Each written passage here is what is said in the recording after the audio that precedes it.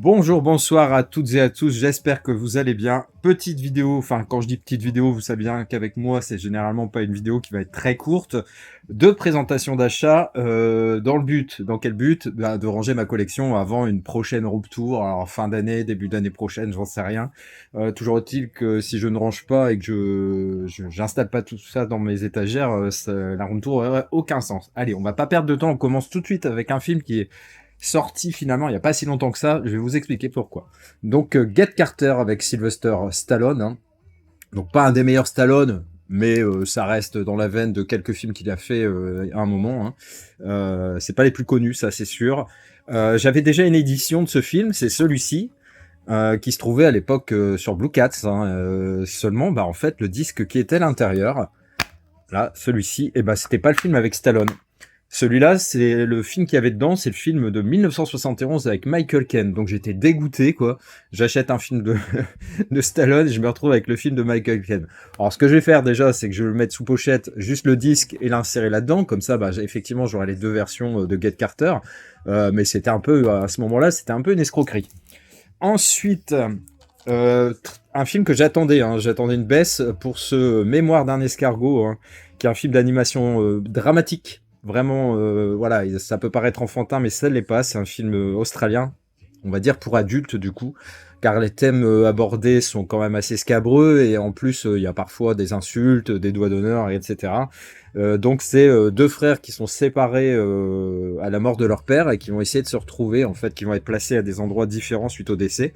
Très belle histoire en tout cas de ce qui m'a l'air. J'avais vu la bande-annonce, j'avais dit oh, celui-là dès qu'il a un prix correct je le prends parce qu'il est sorti à 24,99 et il était dans l'offre à 3 pour 30 euros. Donc là pour 10 balles j'ai sauté sur l'occasion. En plus il y a un beau fourreau, donc très sympa.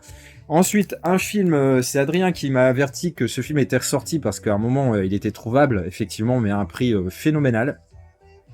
Donc ce film c'est Joyeux Noël, film de 2005 avec notamment, bah, il y a une grosse pléiade d'acteurs, hein. Il y a Guillaume Canet, Diane Kruger, Danny Boone, qu'est-ce qu'il y a encore d'autres? Bon, c'est les principaux, on va dire, qui traitent d'un moment, d'une histoire vraie apparemment pendant la Première Guerre mondiale où ce qui étaient des ennemis, hein. Donc je crois qu'il y a côté un peu anglais, français et allemand-autrichien, où en fait ils vont faire une trêve, ils vont se mettre d'accord pour faire une trêve pendant juste le 24-25 décembre.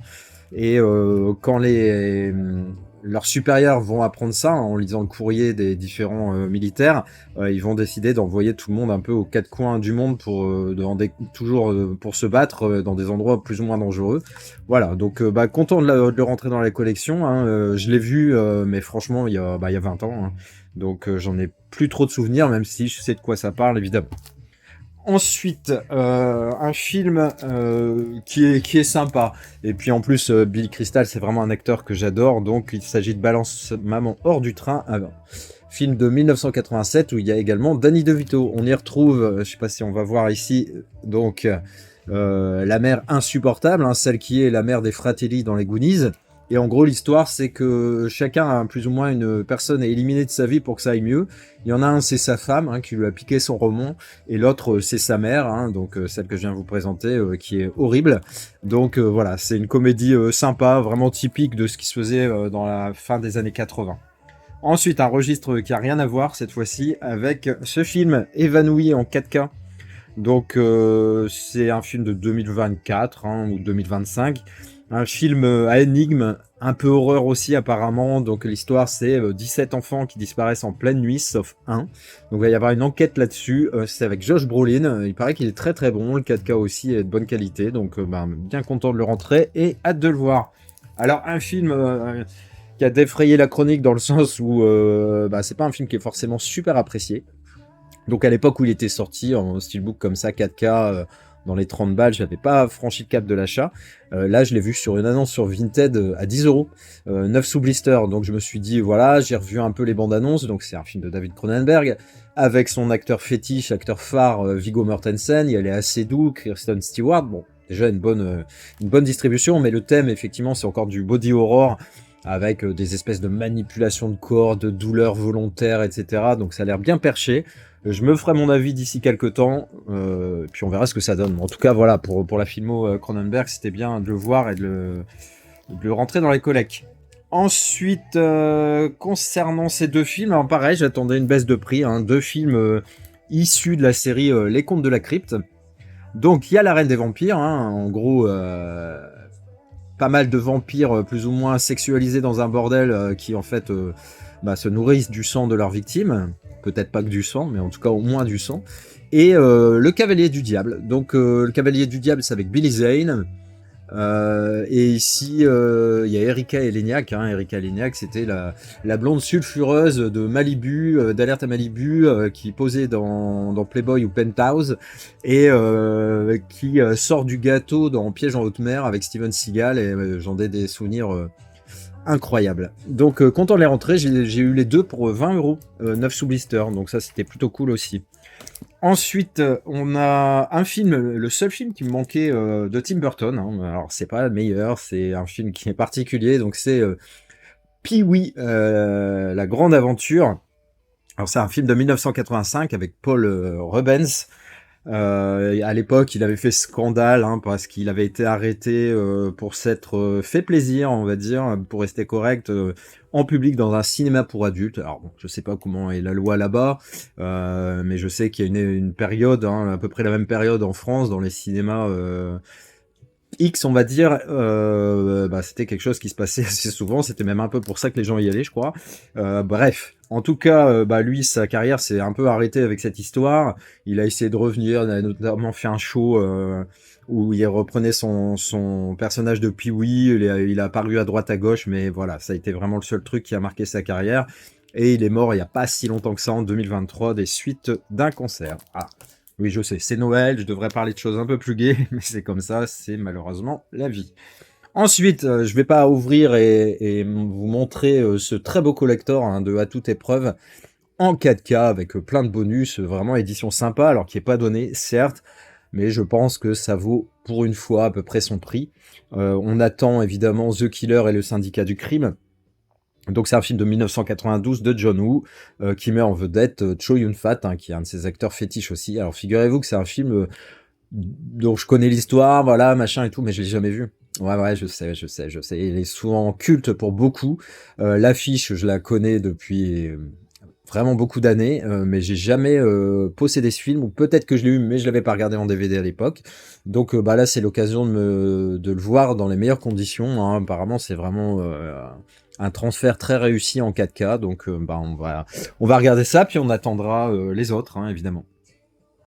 Alors j'ai changé un peu le fond, vous avez vu juste avant il y avait la pluche de Doug hein, de là-haut, et puis là c'est Lucifer dans Cendrillon je crois. Je me suis fait une belle collection de peluches Disney sur Disney Store quand c'était le Black Friday. Il y avait vraiment des prix de fou et je me suis fait plaisir. Et honnêtement, j'adore. Je trouve ça très sympa dans le canapé plutôt d'avoir plein de coussins. Bah, moi, c'est plein de peluches Disney. J'ai notamment La Belle et le Clochard, j'ai Rox et Rookie. Enfin voilà, je me suis vraiment fait plaisir. Bon bref, ça c'est petit aparté. Ensuite, alors un sujet qui a été longuement débattu un peu partout, hein, donc je vais pas non plus en faire un cinéma.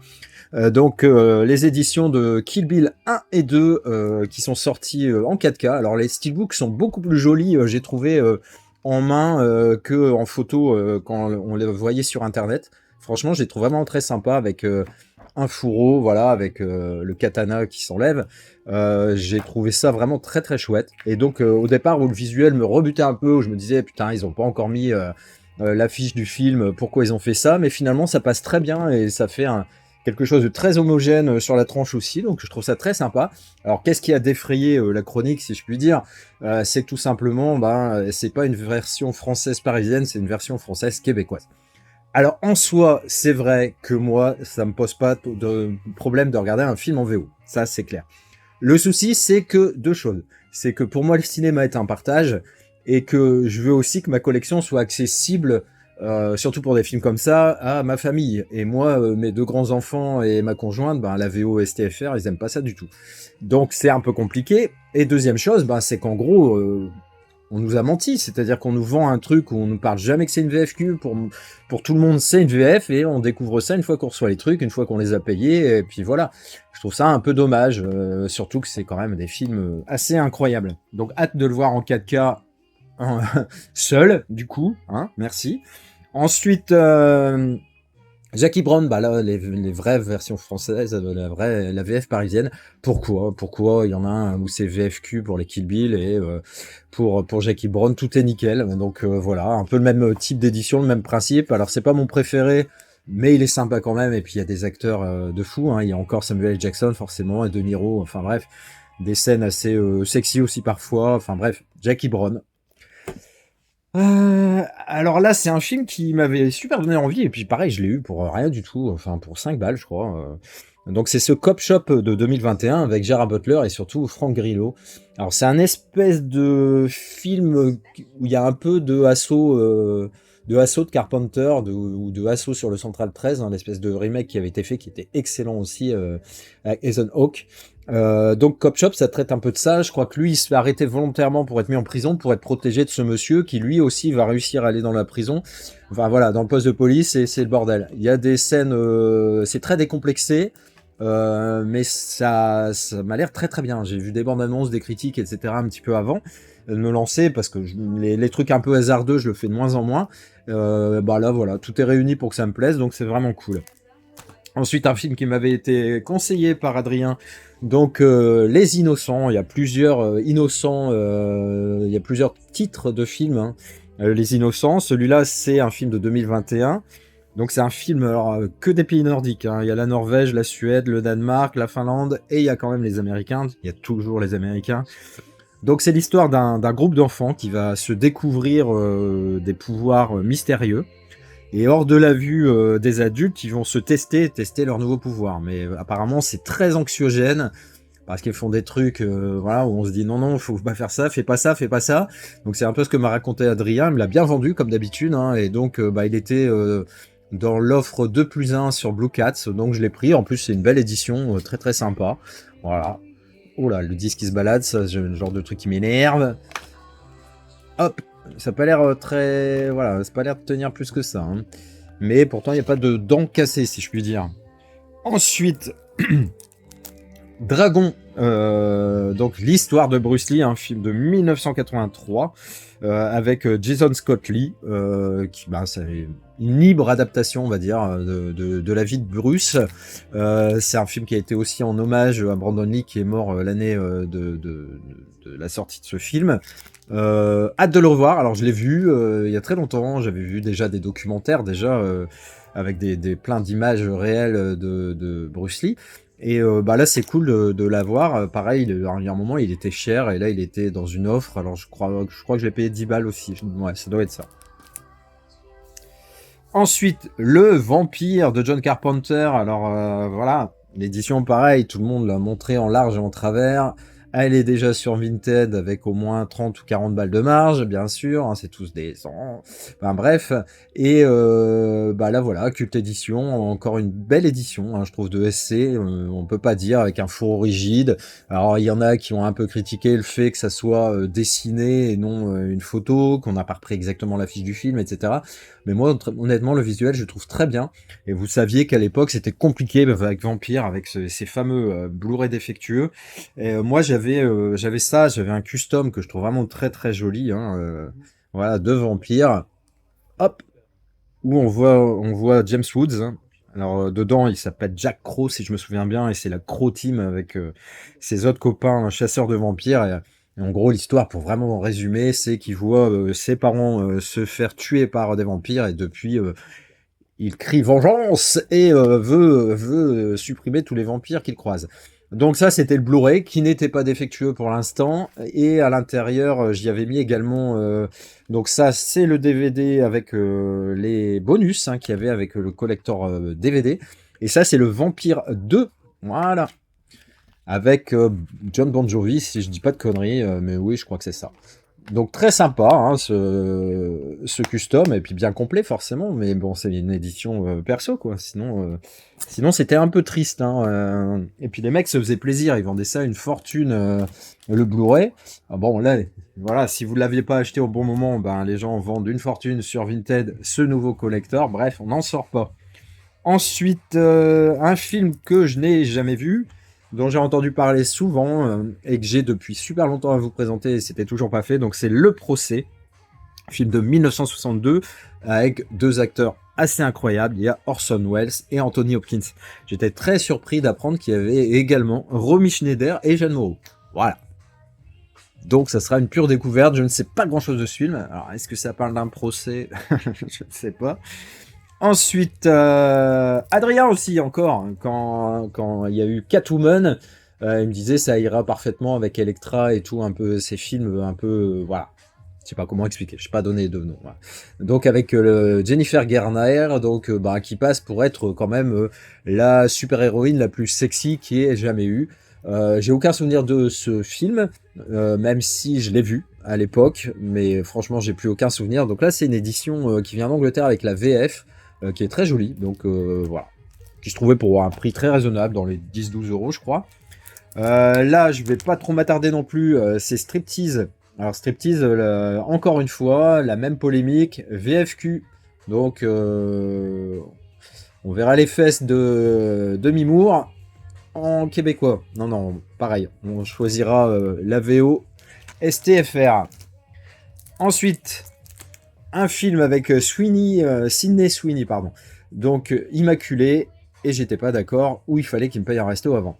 Donc c'est un peu une actrice qui est très en vogue en ce moment, donc je me suis dit il est temps de se faire quelques films majeurs de sa filmo avant que ça devienne compliqué. Donc j'ai pris Reality aussi que j'ai pas encore reçu.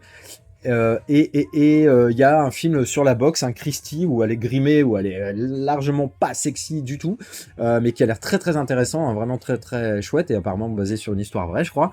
Et Sydney Sweeney, on la voit un peu partout hein, sur Instagram et tout, elle joue effectivement de son physique, alors sans complexe, hein, en jouant de ses formes, hein, surtout c'est sa poitrine, hein, évidemment, et puis elle est très jolie, hein, et elle a fait l'objet d'une polémique un peu avec une marque de jeans. Alors je vais pas rentrer dans les détails, mais voilà, pour ceux qui que ça intéresse de savoir, ils pourront se renseigner.